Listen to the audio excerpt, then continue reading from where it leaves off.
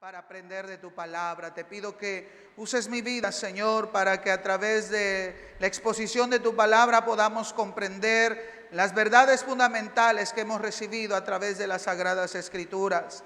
Discernir, Señor, entre la verdad y el error para dar respuesta con mansedumbre a aquellos que demanden, Señor, respuesta sobre nuestra fe. Ayúdanos, Dios, a entender esta palabra, a lo que vamos a analizar históricamente, poderlo entender y poder, Señor, dar explicación a estos asuntos en el nombre de Jesús. Amén y amén. Yo quiero, hermanos, que abran sus Biblias en el libro de Apocalipsis, capítulo 19. Vamos a leer un versículo en esta tarde, Apocalipsis, capítulo 19, versículo 10.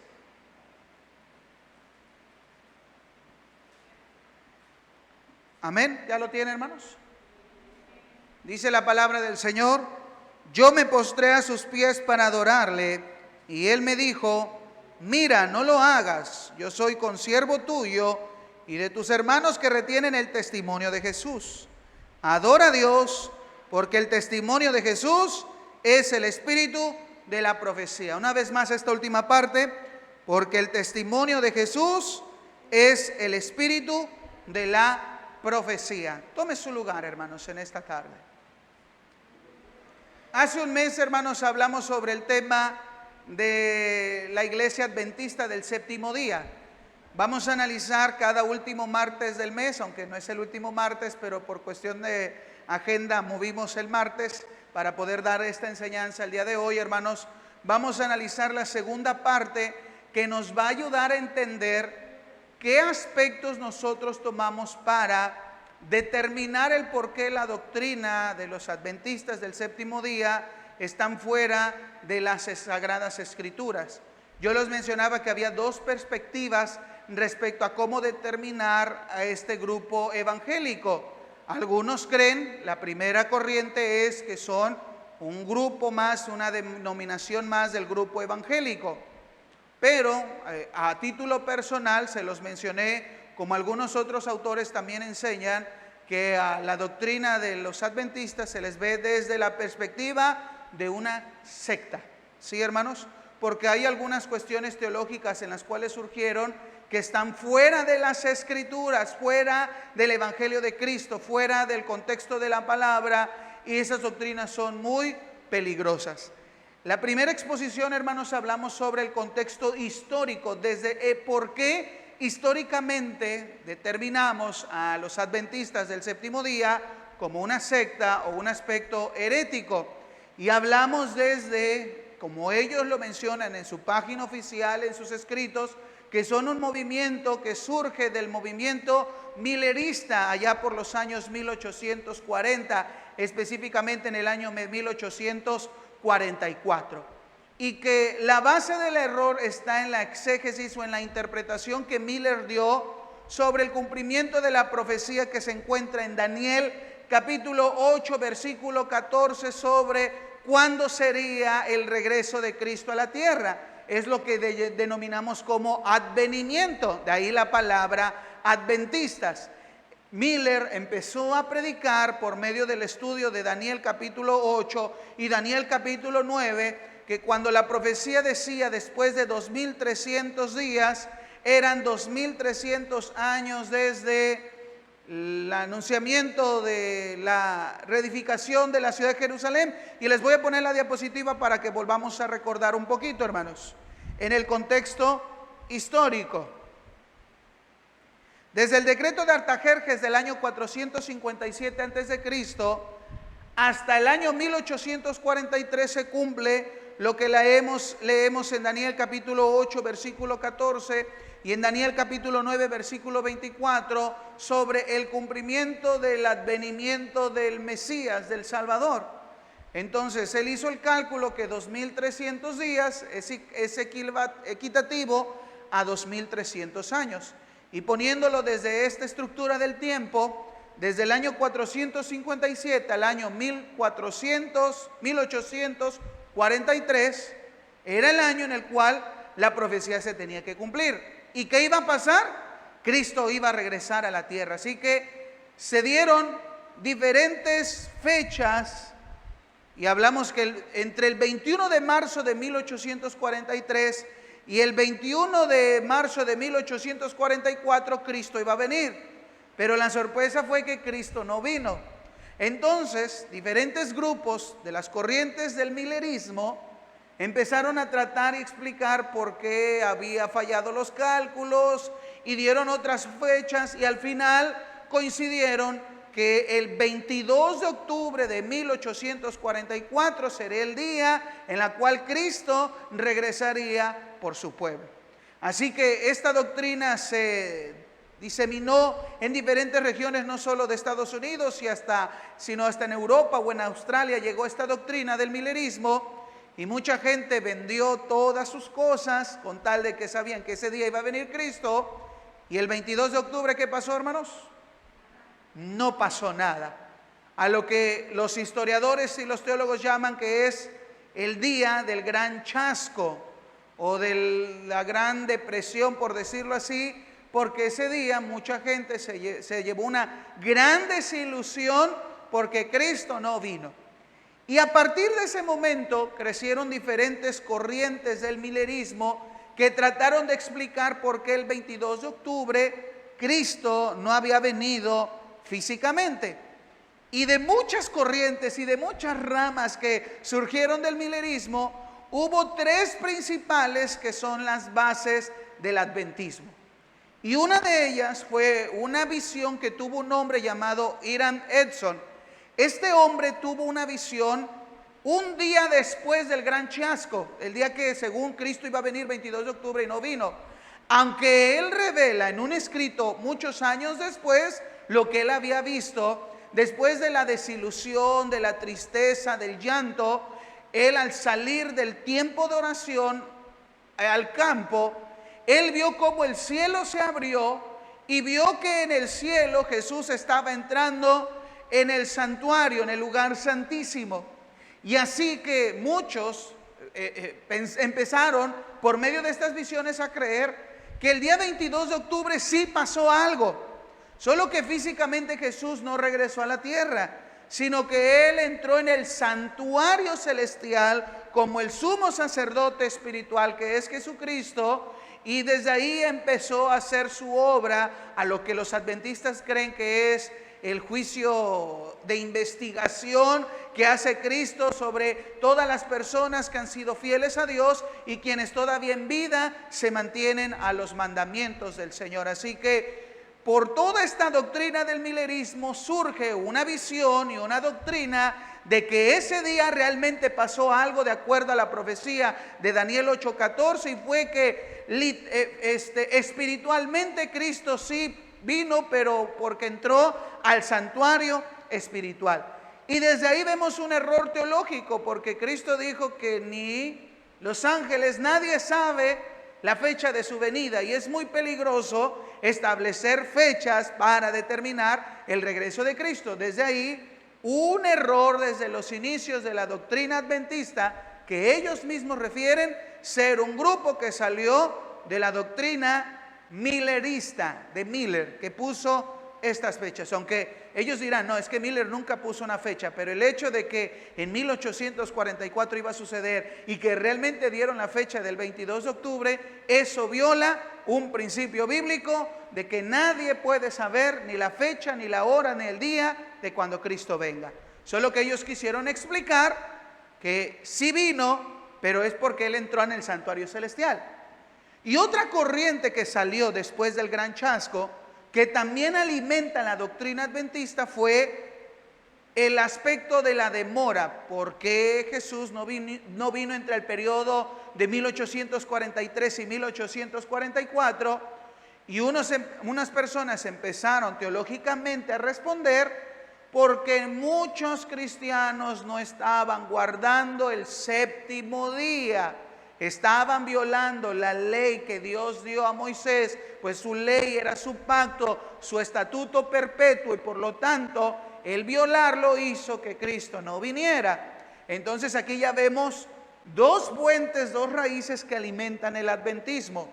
Desde la visión de Hiram Edson de ver el cielo abierto y Jesús entrando al santuario celestial, y la teología de la demora, la falta de cumplimiento de la ley mosaica, principalmente el guardar el día sábado.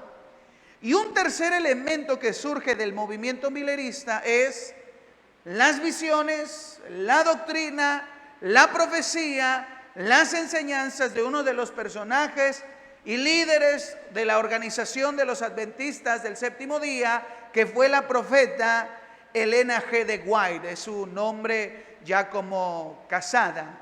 Elena G. de White, sus profecías, sus revelaciones son tan muy importantes porque sus revelaciones fundamentaban la entrada de Cristo al santuario espiritual y también la falta de cumplimiento de la ley de guardar el séptimo día, como otras interpretaciones bíblicas que ella dio gracias al espíritu de profecía, como lo leímos en Apocalipsis capítulo 19:10, que es la base, uno de los puntos de fe que actualmente los adventistas tienen. Recuerden que analizamos un resumen de 6 doctrinas fundamentales de los adventistas, 28 puntos de fe distribuidos en 6 doctrinas fundamentales. Elena G. de White, en sus escritos se puede determinar que a partir de diciembre de 1844, prácticamente 2 meses después del Gran Chasco, ella empezó a tener ciertas revelaciones que iban a ser la pauta para todo el desarrollo doctrinal de la iglesia de los adventistas del séptimo día. Por eso, en segundo lugar, vamos a ver esta doctrina desde la perspectiva de las profecías de Elena G. de White. Vamos a hacer un lado un poco el contexto histórico del milerismo y de su interpretación de Daniel capítulo 8 versículo 14, y nos vamos a centrar fundamentalmente en la vida de Elena G. de White. Esto es lo que acabamos de hablar. Del milerismo surgen varias raíces, pero hay 3 principales que dan sustento a la doctrina adventista: la visión de Cristo entrando al santuario espiritual; segundo, la cuestión de la demora, es decir, la falta del cumplimiento de guardar el séptimo día; y tercero, las profecías de Elena G. White. Es prácticamente la base de cimentación como de una casa. Estos 3 elementos es la base de cimentación para entender toda la doctrina adventista. Y vamos a ver el primero. El ministerio de Cristo en el santuario celestial es uno de los puntos más fuertes del adventismo. Recuerden que surgió de acuerdo a la visión de Edson un día después, el 23 de octubre de 1844, después del Gran Chasco. Ellos creen, y esto se los voy a leer de acuerdo al punto número 24 de los fundamentos de fe de los adventistas. Ustedes pueden entrar a la página de los adventistas, hay diferentes páginas, y el credo o un fundamento de la fe, si usted lo numera, el número 24, les va a hablar sobre el ministerio de Cristo en el santuario celestial. A la letra dice: hay un santuario en el cielo, el verdadero tabernáculo que el Señor erigió y no el hombre. En él ministra Cristo en favor de nosotros, para poner a disposición de los creyentes los beneficios de su sacrificio expiatorio ofrecido una vez y para siempre en la cruz. Cristo llegó a ser nuestro gran sumo sacerdote y comenzó su ministerio intercesor en ocasión de su ascensión. Y miren la fecha que ellos dan en su página y en sus tratados. En 1844, al concluir el periodo profético de los 2300 días que leímos en Daniel 8:14, inició la segunda y última fase de su ministerio expiatorio. Así que el ministerio o el sacrificio expiatorio de Cristo para ellos está fundamentado en 2 bases. La primera, cuando Él murió en la cruz del Calvario, y la segunda, acuérdense que el milerismo decía que Cristo venía en 1844.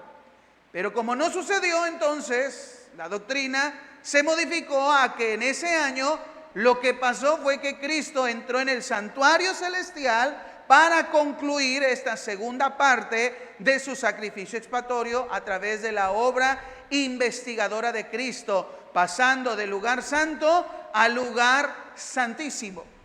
Esta doctrina de los adventistas, la número 24, ¿dónde surge? Desde el contexto histórico que leímos del milerismo.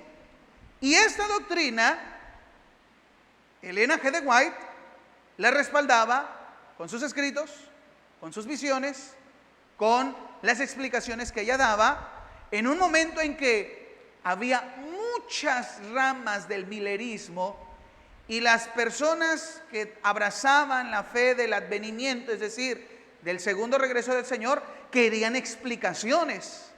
Y entre esas explicaciones, Elena G. de White explicó lo del santuario celestial, que es una de las bases fundamentales del adventismo. Aquí les pongo una lámina y en la fotografía está el doctor Nathan Busenitz. Nathan Busenitz es profesor de la materia de teología histórica del ministerio del seminario bautista. Y él en un artículo, él menciona el por qué se denomina a los adventistas del séptimo día como una secta herética. Porque los adventistas surgen desde la explicación fallida de la predicción de Miller. Recuerden que el milerismo, repito, tiene que ver con que en 1844 se cumplía los 2300 años de la profecía de Daniel y algo tenía que pasar. Creían que Cristo iba a venir. Bueno, Cristo no vino el 22 de octubre, pero pasó algo. La visión en la oración. Cristo entró en el santuario espiritual. Y a partir de esta doctrina fue reforzada por Elena G. de White. No olvidemos este nombre. Y ella comenzó a experimentar visiones poco después del gran chasco, les decía, a partir de diciembre de 1844. Pero también sus interpretaciones de la Biblia y revelaciones se convirtieron en la base principal del movimiento adventista. Si algo hizo Elena G. de White fue escribir y escribir y escribir todas las visiones, todos los sueños, todas las revelaciones, toda la voz que ella oía respecto a tratar de dar una base teológica a lo que había pasado en 1844, que todavía seguían en la tierra, que Cristo no había venido, pero las revelaciones mostraban que Cristo había entrado en el santuario celestial. Y ella es una de las portavoces más grandes de autoridad en el movimiento de esta rama milerista, que va a ayudar a poder desarrollar la fe adventista. Y de hecho, en cualquier libro de los adventistas siempre te van a mencionar ¿a quién? A Elena G. de White. Entonces, desde aquí, la doctrina se fundamenta principalmente en los escritos, visiones e interpretaciones de Elena G. de White. Y uno de los puntos más importantes del adventismo, aunque son 28 puntos de fe, en el punto número 18 ellos hablan del don de profecía. Esto lo pueden encontrar en su decálogo de fe. ¿Qué es el don de profecía? A la letra en su página mencionan: uno de los dones del Espíritu Santo es el de profecía. Este don es una señal identificadora de la iglesia remanente y se manifestó en el ministerio de Elena G. de White. Ellos creen en el don de profecía y ese espíritu de profecía se manifestó en la iglesia gracias a Elena G. de White. ¿Cuándo vivió Elena G. de White? En el periodo en el cual se llama el Gran Chasco.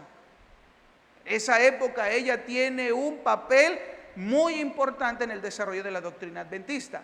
Y ellos creen que se manifestó en ella. Gracias a ella hubo luz después de gran desolador acontecimiento, porque mucha gente se desilusionó del movimiento de Miller. Imagínense, muchos vendieron casas, terrenos, propiedades, esperando que, pues, ¿para qué tener cosas si Cristo nos iba a llevar? Y al no pasar nada, muchos se decepcionaron. Otros quisieron dar respuesta. Y entre esos muchos que querían dar respuesta, estuvo ella. Y de ellas fueron las principales voces para formar la doctrina de los adventistas. Seguimos. Como mensajera del Señor, y aquí lo pongo en negrita, porque no lo digo yo, lo dice la página de los estatutos de fe de los adventistas. Sus escritos son una permanente y autorizada fuente de verdad que proporciona consuelo, dirección, instrucción y corrección a la iglesia. Repito, sus escritos, que son muchos, son una ¿qué? Primer adjetivo, permanente, es decir, van a seguir. Desde 1844 que ella empezó a tener sus visiones y sus escritos que ella empezó a desarrollar de 1845 hasta este año, sus escritos siguen siendo vigentes para la iglesia adventista. Van a pasar los años y la iglesia adventista en su doctrina tendrán que seguir ¿qué? Dirigiéndose hacia los escritos de ella, porque son permanentes. ¿Y el segundo adjetivo cuál es? Autorizadas. ¿Por qué son autorizadas? Porque tienen la autoridad. Ninguna otra persona, en ella se manifestó el espíritu de profecía. Por eso son autorizadas, porque Dios se las dio. Ella tuvo revelación, inspiración divina y por lo tanto sus escritos tienen autoridad tanto como la Biblia. Por eso cuando usted escuche predicar a un pastor adventista, te van a hablar de la Biblia. Yo no digo que no, sí te hablan la Biblia, conocen la Biblia. Pero también te van a dictar los escritos de Ellen G. de White, porque son los escritos autorizados para interpretación de la Biblia. Ahora, ellos dicen que los escritos de Ellen G. de White, ¿en qué benefician a la iglesia? Son fuente de verdad. Yo creía que la única fuente de verdad son las Sagradas Escrituras. Bueno, los adventistas te van a decir que sí. Realmente la única fuente de verdad son las Escrituras. Pero las interpretaciones de ella ayudan a entender la Biblia, porque sin sus interpretaciones no podríamos saber lo que realmente la Biblia dice. Entonces, los escritos de ella están al mismo nivel de las Escrituras. Ahí hay otro error, porque como escribe el apóstol Pablo en su segunda carta a Timoteo capítulo 3 versículo 16, toda la escritura es inspirada por Dios y útil para enseñar, para instruir, para corregir. Es la palabra inspirada. Fuera de la palabra no hay nada. Pero para ellos, los escritos de Ellen G. de White son permanentes y autorizados, fuentes de verdad para instruir. Yo pensé que era la palabra, pero no. Sus escritos también instruyen, dan consuelo, dirección y corrección a la iglesia. Entonces, si vamos a poner un piso parejo respecto a las enseñanzas, tenemos que ver la Biblia, pero también en este mismo nivel tenemos que ver sus escritos. ¿Quieres entender la Biblia? Necesitas los escritos de la profeta. Y si quieres entender los textos de la profeta, necesitas ver la Biblia, porque ella te enseña lo que la Biblia realmente nos dice.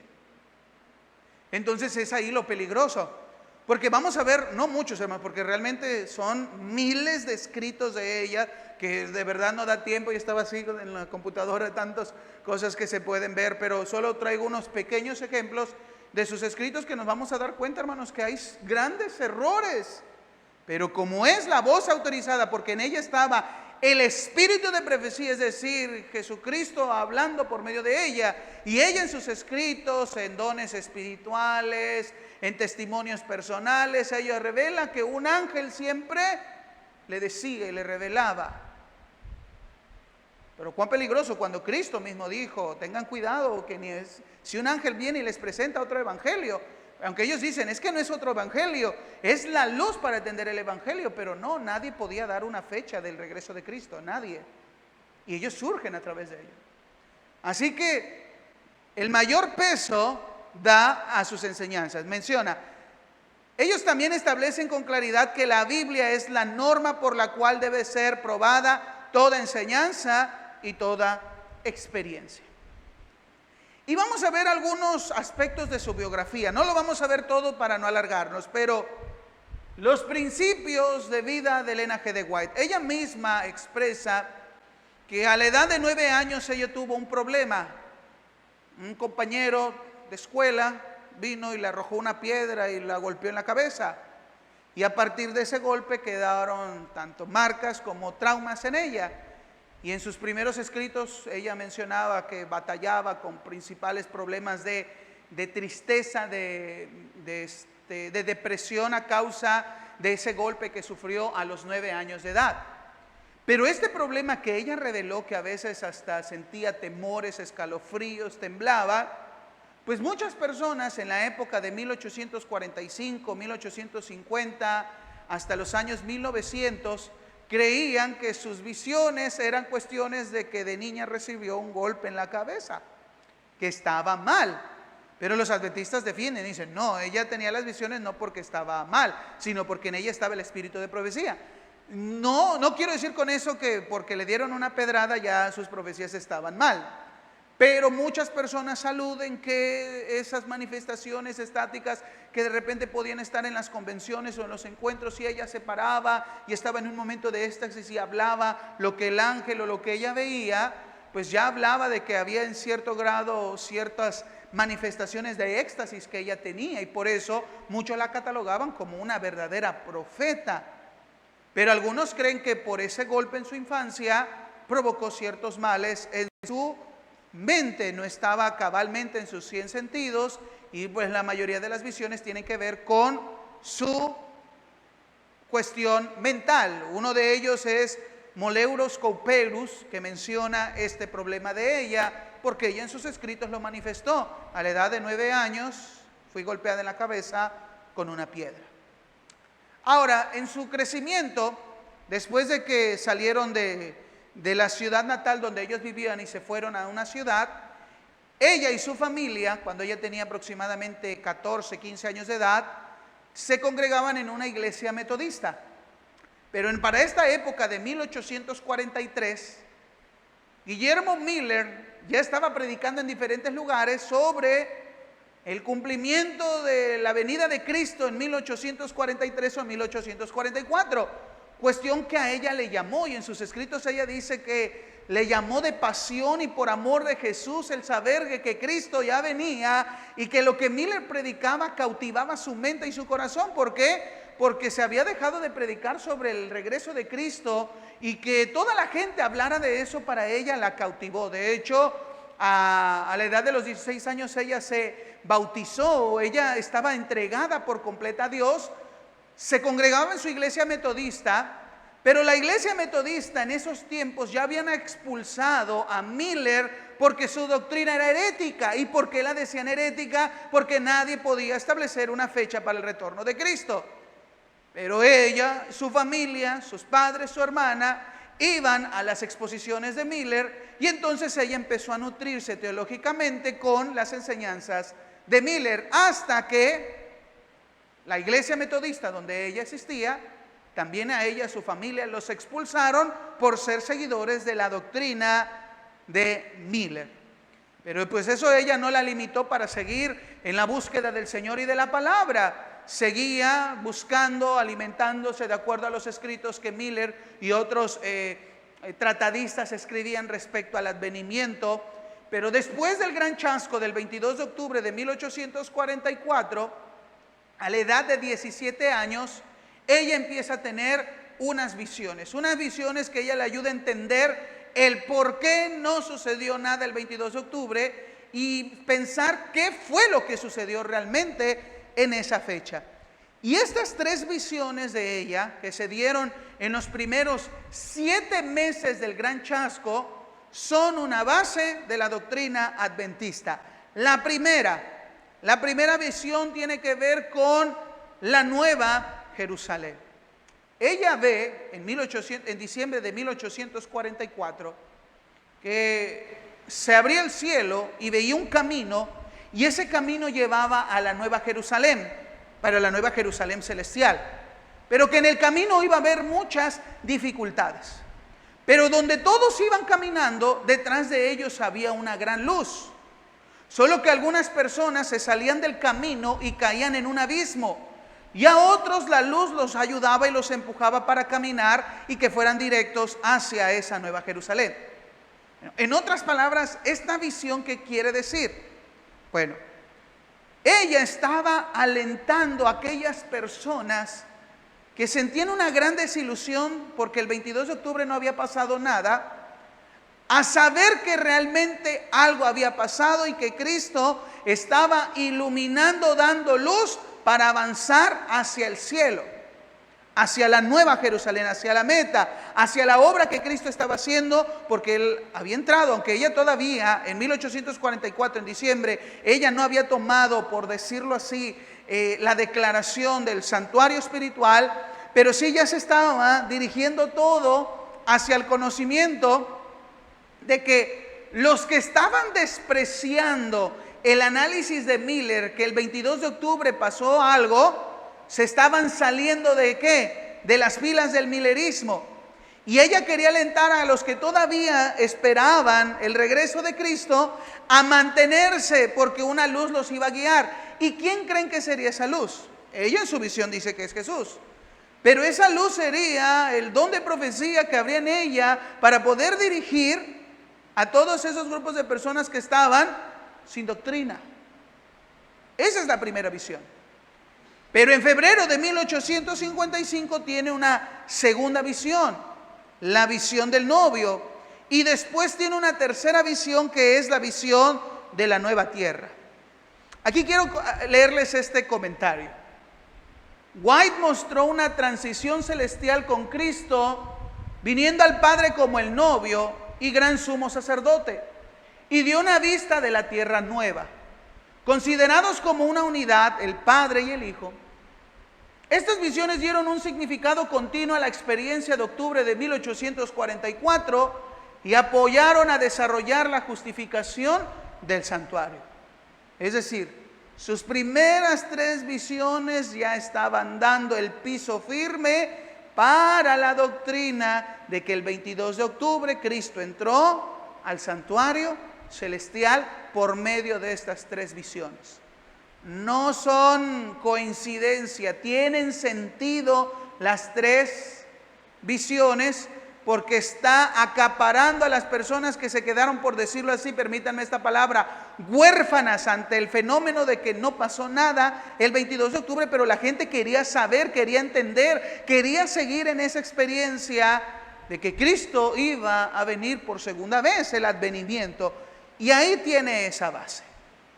Y quiero dar el ejemplo de algunas revelaciones que ella escribe, que realmente es donde podemos notar ese segundo error en el por qué no creer en la doctrina de los adventistas del séptimo día, por las interpretaciones que ella tiene. Recuerden, ella da base y sustento por medio de sus visiones a la doctrina del santuario celestial, a la doctrina de guardar el séptimo día y a la autoridad de sus escritos como autoridad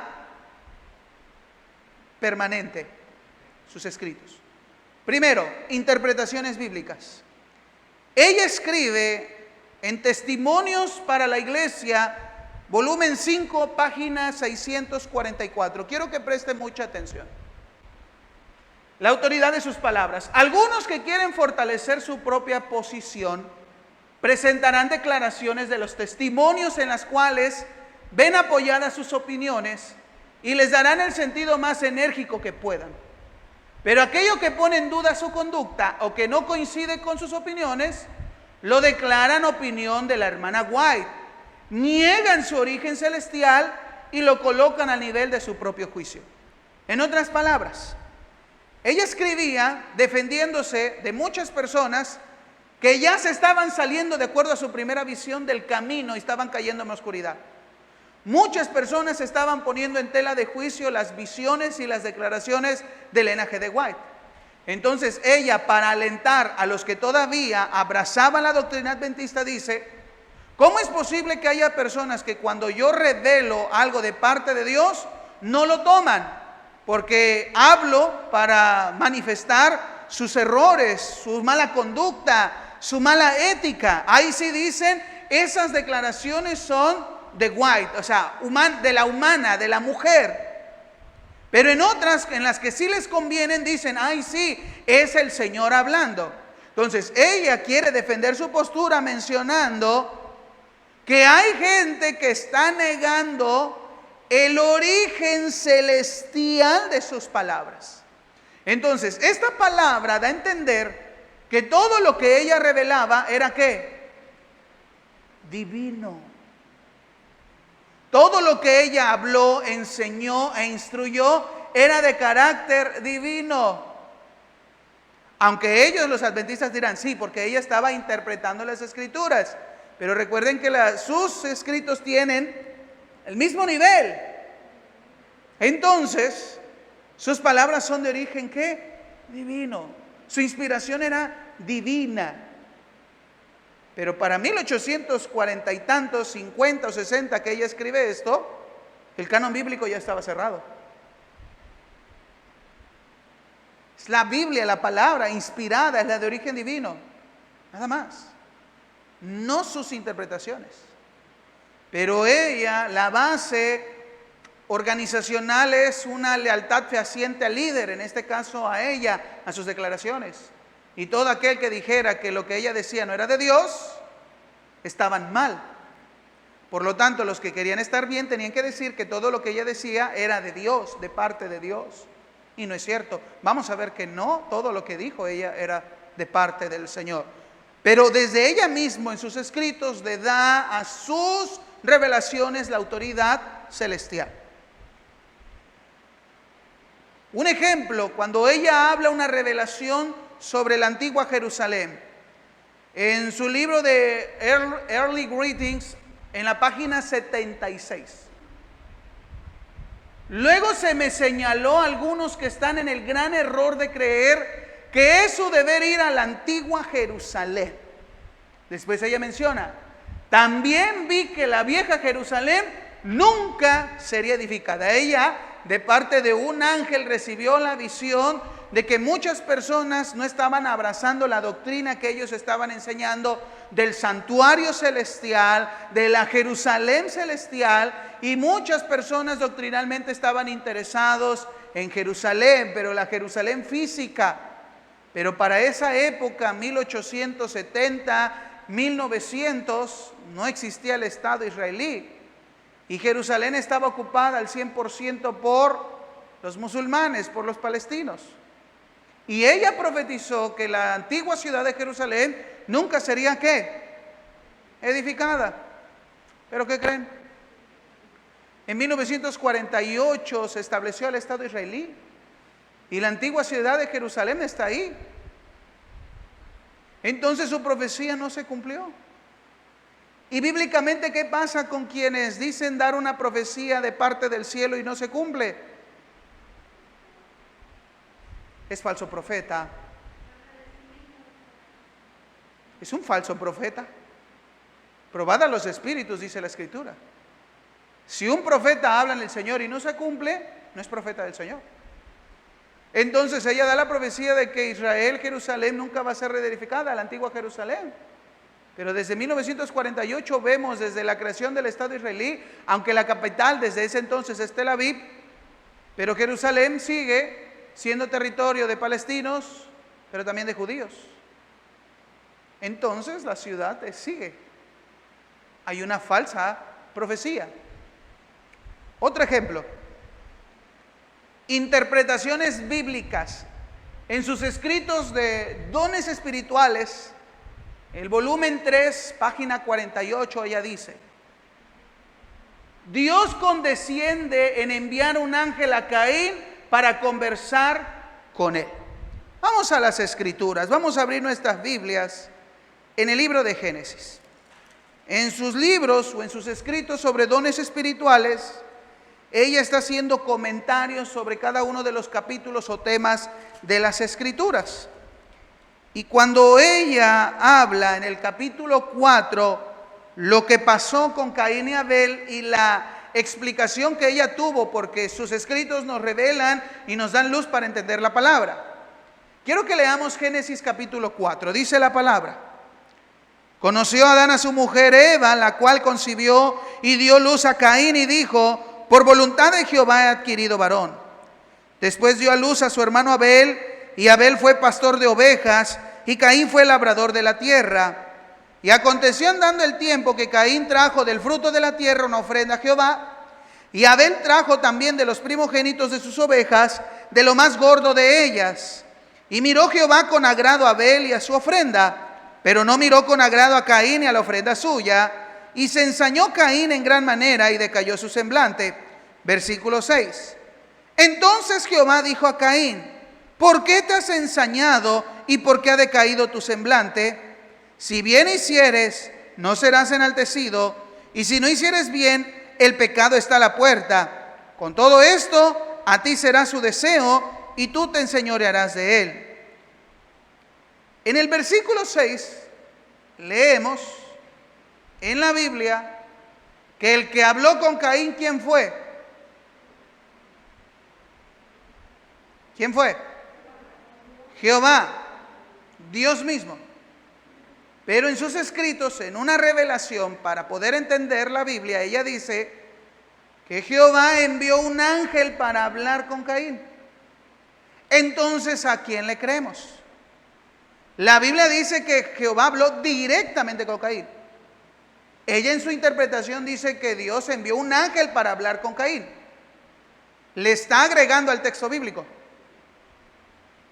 Y eso es muy peligroso. Ella menciona, el ángel le pregunta la razón de su enojo y le informa que si lo hace bien y sigue las instrucciones que Dios le ha dado, lo aceptará y respetará su ofrenda. ¿El diálogo que Dios hace es para detener a Caín por lo que iba a hacer? No. Dios ya sabía lo que había en el corazón de Caín. Pero ella en la revelación, en un sueño, en una visión, lo que el ángel le dijo es porque un ángel primero fue a negociar, a avisar, a dialogar con Caín. Pero si no se somete humildemente a los arreglos de Dios y le cree y le obedece, no puede aceptar su ofrenda. El ángel le dice a Caín que no fue una injusticia de parte de Dios o una parcialidad mostrada hacia Abel, pero que estaba encendido cuenta de su propio pecado y la desobediencia del mandato expreso de Dios.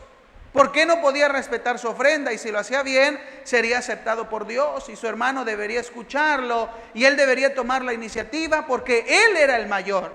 Pero incluso después de haber sido instruido así fielmente, Caín no se arrepintió. Entonces, Elena G. de White en su interpretación está agregando algo que la Biblia no dice. Y desde ahí, por eso podemos señalar que sus escritos no tienen la misma autoridad de la Biblia y que tampoco vienen del cielo. Dios nunca va a contradecir su palabra. Él no lo hace. Pero en sus escritos ella ya lo está agregando. Otro ejemplo. En el mismo libro, Dones Espirituales, los mismos escritos, Dones Espirituales, volumen 3, página 75. Todas las especies de animales que Dios había creado se conservaron en el arca. Ahora está hablando Génesis capítulo 7. Las especies confusas que Dios no creó, que fueron el resultado de la fusión, fueron destruidas por el diluvio. ¿Qué animales Dios destruyó? Bueno, en Génesis capítulo 6 nos habla de la maldad del hombre. Nos habla que la humanidad se corrompió a un grado tal que dice la Biblia, los hijos de Dios, ¿qué? Les gustaron las hijas de los hombres y de ahí vienen los gigantes. Ella en sus visiones hace una interpretación que en esa corrupción hubo hombres que tuvieron relaciones sexuales con animales. Y de esas relaciones sexuales salió unos animales o unos humanos híbridos, mitad hombres, mitad animales. ¿Realmente la Biblia en Génesis 6 dice eso? Bueno, en su interpretación ella lo señaló así. Y menciona, por eso Dios mandó el diluvio, y los animales que entraron en el arca fueron los animales que Dios creó. Y los animales que no entraron y murieron fueron aquellas mezclas entre humanos y animales. ¿En donde en Génesis 7 vamos a encontrar esta revelación? Génesis 7 no dice eso. Menciona. Y aquí viene algo muy que puse en negritas, muy delicado. Desde el diluvio ha habido una fusión de hombre y bestia. Es decir, después del diluvio siguió existiendo este pecado, hombres con animales. Como puede verse en las variedades casi infinitas de especies de animales y en ciertas razas de hombres. ¿Qué le quiere decir esto?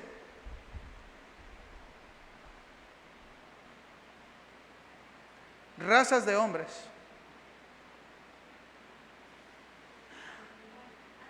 ¿Mande? Sí, pero ella da a entender que Dios destruyó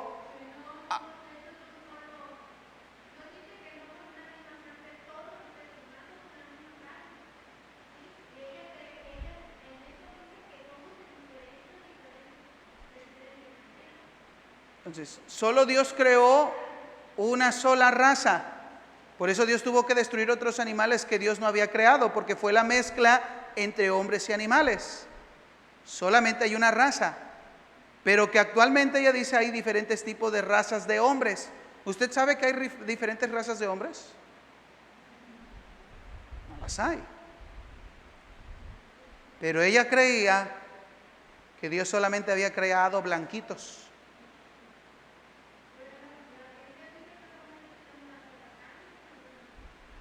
Entonces, algunos interpretan esta página 75 del volumen 3 de Dones Espirituales como una de las expresiones más racistas, porque en esa época la esclavitud, que era la venta de personas africanas para que sean esclavos, ella creía que ese tipo de razas eran malditas, porque eran una mezcla entre hombres y animales. Eso es racismo. Pero esa fue su interpretación. Y a la fecha sigue siendo. Donde la Biblia dice que las personas de tez morena son de la mezcla de hombres y animales. Pero su interpretación lo decía así. Entonces, podremos tomar algunos más ejemplos, pero por tiempo, con esto quiero finalizar. Hay ciertas interpretaciones que están sacadas por completo de la palabra, que la Biblia no dice, pero la gente lo cree. No podemos hacer caso que alguien nos diga algo que si ya la Biblia lo dice, la Biblia lo dice. Fuera de ello ya no. Y si alguien nos quiere enseñar algo que la Biblia no dice, entonces esa persona está enseñando una falsa doctrina. Por eso creemos que el adventismo, si basan toda su base de fe a través de las interpretaciones y escritos de ella, como la profeta donde estaba el don de profecía, realmente en ella no había don de profecía y realmente sus interpretaciones no dan luz de las escrituras. Y por lo tanto, ¿qué podemos decir o creer sobre el santuario celestial? O sobre el guardar el séptimo día, si desde la capacidad de interpretar de ella las escrituras está fuera del contexto bíblico. Por eso creemos, y lo vuelvo a decir a título personal como pastor, es un grupo evangélico, es una secta. Hace poco veía de un libro de una autodenominada profeta llamada Ana Méndez, que ella escribe el segundo libro de Apocalipsis.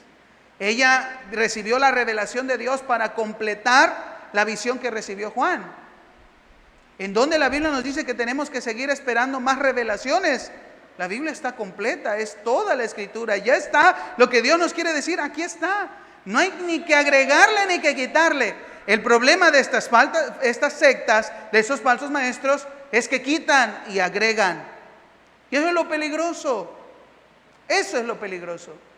Por eso, si algún adventista quiere decir, no, es que nosotros, mira, Elena G. de White, a ver. Me vas a hablar de alguien que desde el principio tergiversa las Escrituras y quien pone sus escritos a la misma voz y autoridad de las Escrituras y siendo inspirada por Dios, cuando en muchos de sus escritos hay muchos errores de interpretación bíblica, perdóname, pero no voy a tomar en cuenta esa doctrina.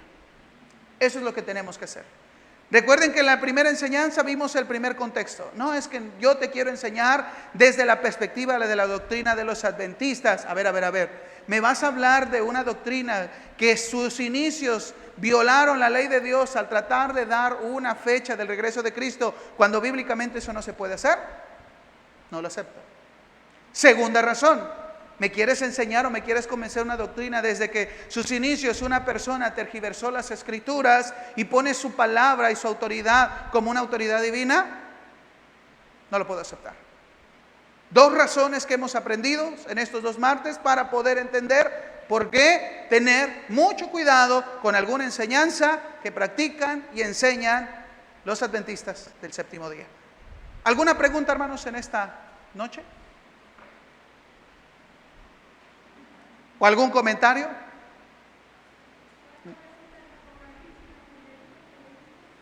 Apocalipsis 19, versículo 10. ¿Sí? Siervo.